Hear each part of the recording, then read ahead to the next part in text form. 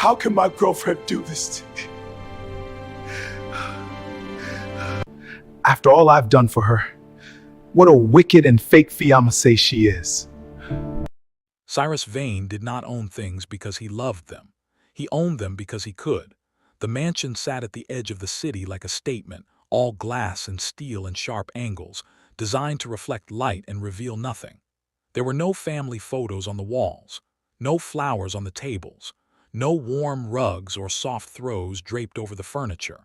Every room looked like it had been staged for a magazine shoot and never actually lived in. That was intentional. Cyrus had built this place the same way he built everything else in his life, with precision, with distance, and with the quiet understanding that beauty was most useful when it kept people at arm's length. He was 41 years old, worth more than some small nations, and he had not trusted a single person in over a decade.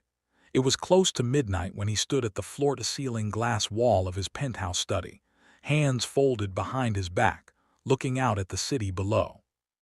The lights spread out for miles, blinking and buzzing, full of people making deals and promises and mistakes. He watched them the way a man watches weather, with detached interest, no emotional investment, no real concern. Down there the world was loud and messy and full of need. Up here everything was quiet. Everything was controlled. His phone sat on the desk behind him, screen face up. In a few hours it would change his life. He did not know that yet. Cyrus had started building his first software company at 19 out of a rented room with no furniture and a laptop that overheated every 2 hours. By 26, he had sold that company for $30 million. By 35, his second venture, a data intelligence firm called VaneCore, had become the kind of company that governments paid to trust. He was not the flashiest name in tech. He was not the one on magazine covers or late-night talk shows. He was the one that other powerful people called when they needed something done quietly. That was exactly how he liked it. He had a theory about people, and the theory was this: everyone had a number, a price, a point at which loyalty cracked and self-interest walked in through the front door. He had seen it happen enough times with business partners, with investors, with people who had called themselves his friends. He had watched men shake his hand and then sell information about him to his competitors. He had watched a woman he cared about once, a long time ago, choose comfort over honesty without blinking. He had learned from every single one of them, so Cyrus did not get close. He got strategic. Alina Marsh was his fiancée. That sentence, even in his own mind, sounded more like a business report than a love story. She was 34, impossibly beautiful, and moved through every room like she had already been given the deed to it. They had been together for 2 years, and in those 2 years she had been charming and elegant and present in exactly the right doses. She wore the right things, said the right things, laughed at the right moments. He had proposed to her the way he signed contracts, decisively, with his eyes open, with every box already checked. He had never told her he loved her. She had never asked him to. Tomorrow morning, they were scheduled to sit down with his legal team and sign the prenuptial agreement. It had been drawn up over 3 months, revised 7 times, and now sat in a sealed folder on his desk. 11 pages, every asset protected, every contingency covered. He had built a wall around his empire with that document, and all that was left was the signature. But something had kept him awake for the past 4 nights. Not doubt exactly. More like the feeling a man gets when he has checked a door 3 times and still cannot shake the sense that something is not locked properly. A quiet, persistent itch at the back of his mind that no amount of data could scratch. That was where Rosa came in. She had worked in his home for 4 years. She arrived before 7 every morning and left after the evening meal was cleared. She was quiet in the way that good help is trained to be: efficient, unobtrusive, almost invisible. Cyrus had reviewed her employment file twice in 4 years, both times because he needed to verify paperwork, not because he had any real curiosity about her. Her name was Rosa Medina. She was 47. She had worked in private households her entire adult life. She kept the mansion running like a clock, and he paid her on time, and that was the full extent of what he knew about her. He had 2 black cards in his jacket pocket. Matte black, no visible numbers, no spending limit listed anywhere. Each one was linked directly to a monitored account he had set up specifically for this. He could track every transaction in real time, location, amount, timestamp, merchant name. He had thought of it the way he thought of most things, as a system, a clean, elegant test with a clear hypothesis. Give each of them the card. Watch what they do with it. The data would tell him everything he needed to know. He called Alina to his study first. She walked in wearing a silk robe and that easy smile she carried like an accessory. He told her the card was hers for 24 hours. No instructions, no limits, just that single sentence, "Show me who you really are." She tilted her head slightly, took the card from his fingers, and told him she already knew exactly what she would do with it.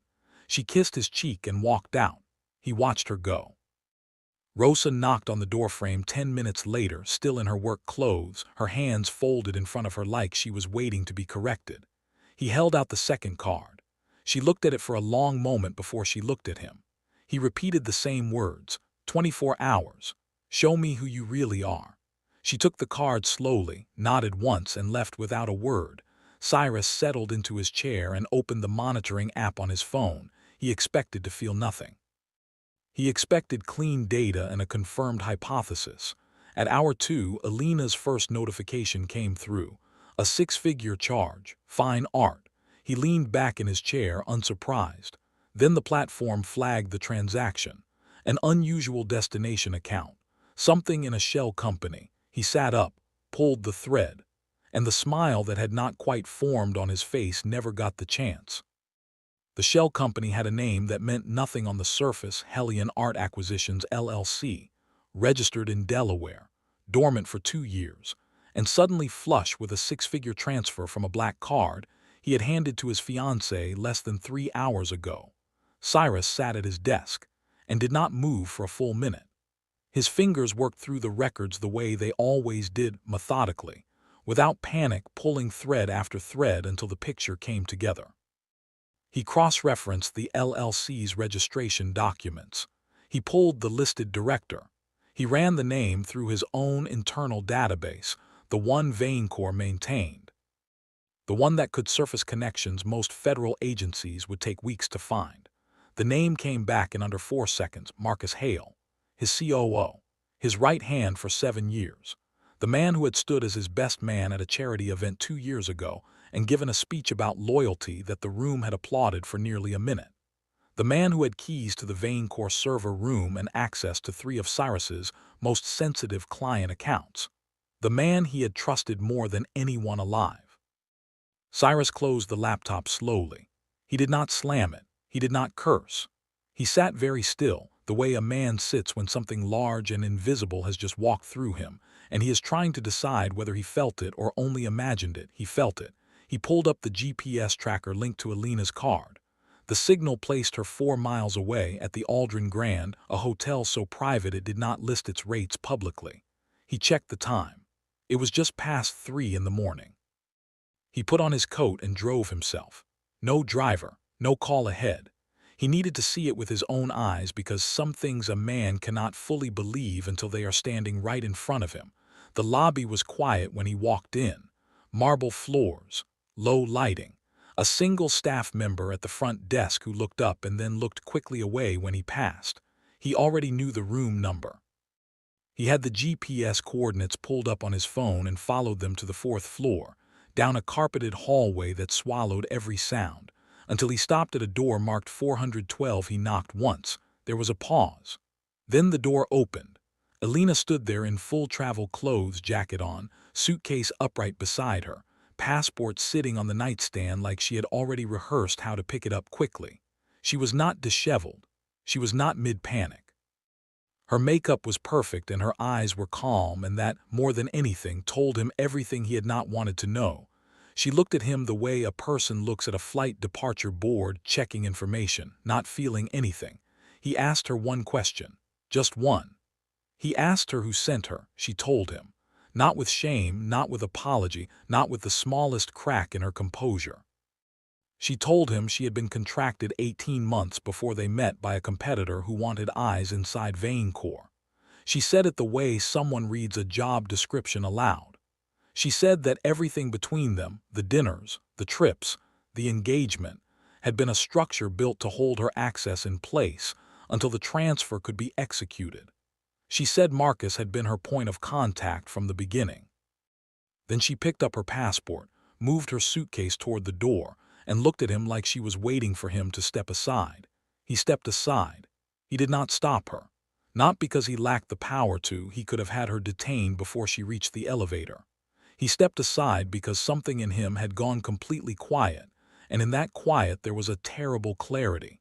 He had built walls his entire life to keep out exactly this kind of damage. He had made himself untouchable on purpose. And she had walked straight through every wall he ever built, not because she was extraordinary, but because he had left the door open himself. He had seen her as an asset, and so she had treated him like one. He drove back to the mansion without calling anyone. He sat in the monitoring room, the phone on the desk, the screen casting pale light across his face. He looked at Rosa's card activity the way a man looks at a test result he is trying to will into a different outcome. 22 hours. 23. Nothing. Not a single transaction, not a coffee, not a grocery run, not one charge since the moment the card left his hand. He almost laughed. A short, broken sound that did not carry much humor. The invisible woman had done nothing. While everything around him collapsed, she had simply held the card and gone about her life. There was something almost comforting about that. Something solid in the middle of all the wreckage. Then the phone vibrated. Hour 23. 51 minutes.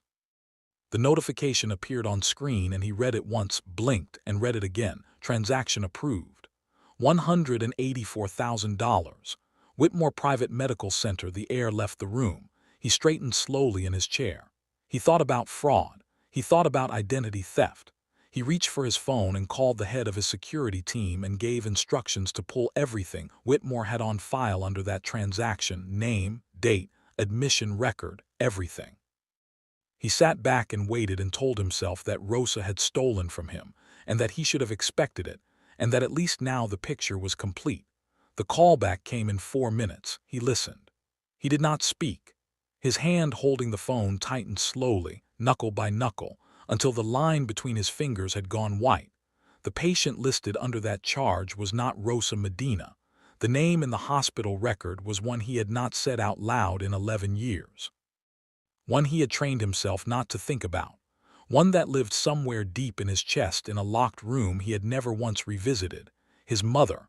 Whitmore Private Medical Center sat on the quiet end of Callaway Street, tucked between two older buildings like something that did not want to be noticed.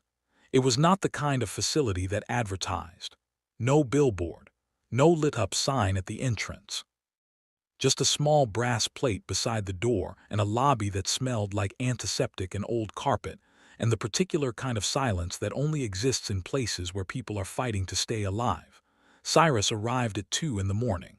He had driven the whole way without music, without calls, without the radio. Just the road and the dark, and that name turning over and over in his mind like something caught in a current it could not escape. His mother. The patient was his mother. He had said it aloud once in the car, just to hear what it sounded like, and the sound of it had done something strange to his breathing. The woman at the front desk told him the room number without asking for ID. She looked at his face and seemed to understand that this was not the moment for procedure. He walked down a long corridor with fluorescent lights that buzzed faintly overhead. His shoes made no sound on the linoleum floor.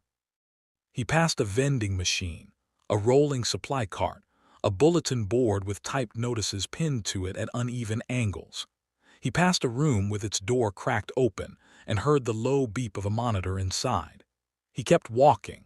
He found Rosa outside room 14. She was sitting in a plastic chair against the wall, the kind of chair that offers no real comfort no matter how you position yourself in it. She had on a plain gray coat over her work clothes, and her hands were folded in her lap, and her eyes were closed, not in sleep, but in the way a person closes their eyes when they are very tired and still trying to hold something together by will alone.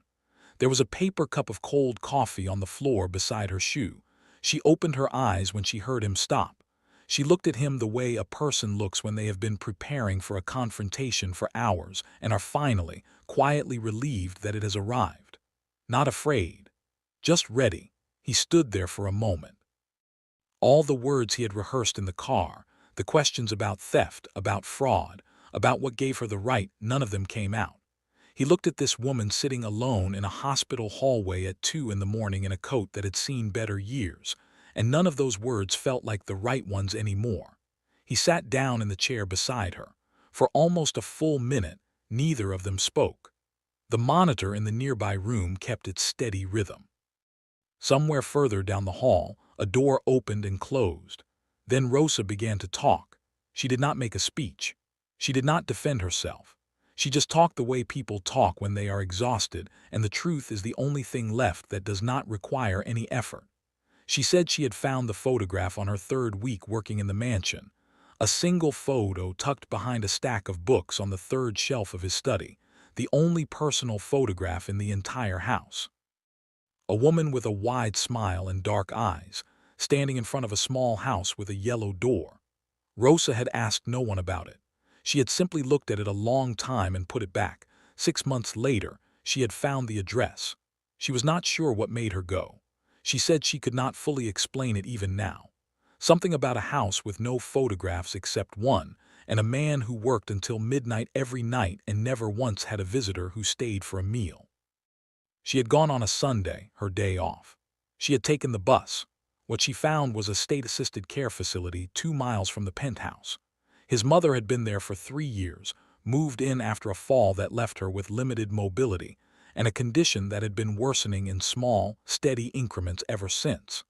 The staff were not unkind, but the place was underfunded and overwhelmed, and the level of care his mother needed had begun to exceed what the facility could reliably provide.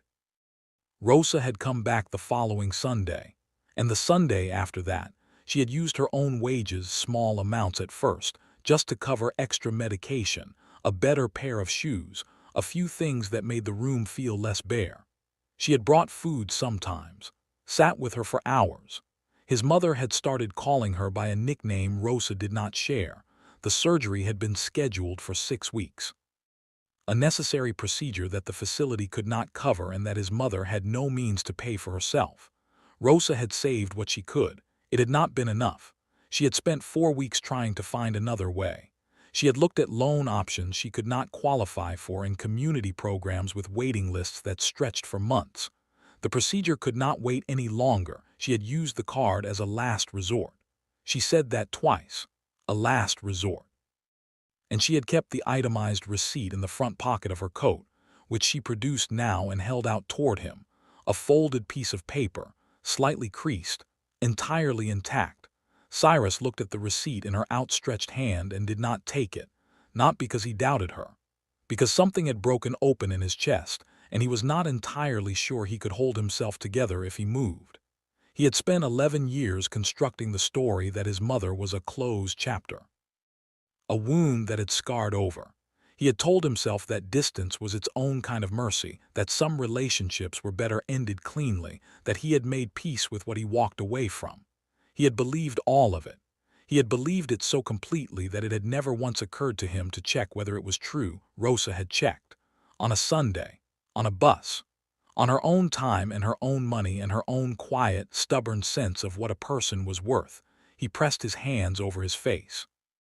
His shoulders pulled inward, and the man who had not cried in longer than he could remember, the man who had stood in a hotel doorway 2 hours ago and watched his fiancée walk out with a suitcase and felt almost nothing, sat in a plastic chair in a hospital corridor and came apart completely. Rosa did not say anything. She did not move away or move closer. She just sat with him the way she had clearly learned to sit with his mother, steadily, without condition, without asking anything in return. When he finally lifted his head, he asked only one thing. He asked if he could go in. Rosa nodded. He stood up. He straightened his jacket. He put his hand on the door handle of room 14 and held it there for a moment. Then he pushed it open. The room was small. The light was low. His mother was asleep, her breathing slow and even one hand resting open on the blanket beside her. Her hair had gone fully gray, and there were more lines in her face than he remembered, and she looked smaller than she had in his memory, the way people sometimes do when you have been carrying an old version of them inside you for too long. He pulled a chair to the side of the bed and sat down. He covered her open hand with his. She stirred slightly but did not wake. He sat there until the sun came up. In the days that followed, Cyrus moved with the kind of quiet precision that had always defined him. But for the first time, it was not precision in service of control. Alina was arrested before her connecting flight landed, the fraud case handed to federal prosecutors who had been building a case against her network for 2 years. Marcus Hale was removed from Vane Corps that same morning, escorted out by security before the rest of the staff arrived. The prenuptial folder on Cyrus's desk was shredded unopened. There was no wedding to protect against. He called his household staff together and spoke to each of them directly. He thanked every one of them. He handed each person a severance package that was more than fair. He told them he was making changes and that the changes started with him. Every person in that room left with their dignity intact. Rosa was the last one he spoke to. He did not offer her a larger salary, though he did increase it substantially. He did not give her a speech. He asked her one question quietly and plainly. He asked if she would help him fix what he had broken with his mother, not as staff, not as an employee managing a task. As someone who already knew the way, Rosa looked at him for a long moment. Then she said yes. His mother came home to the mansion 3 weeks after her surgery. A proper recovery suite had been set up on the ground floor, warm, full of light, with a yellow throw blanket on the chair by the window because Rosa had remembered the yellow door in the photograph. The first morning his mother sat up and looked around and saw that blanket. She smiled the kind of smile that takes a person's whole face. Cyrus stood in the doorway and watched it happen. The black card was deactivated the same week. He did not replace it with another. He did not need to. What he carried now was smaller and far less impressive, a simple visitor badge from Whitmore, laminated, with his name printed in plain type.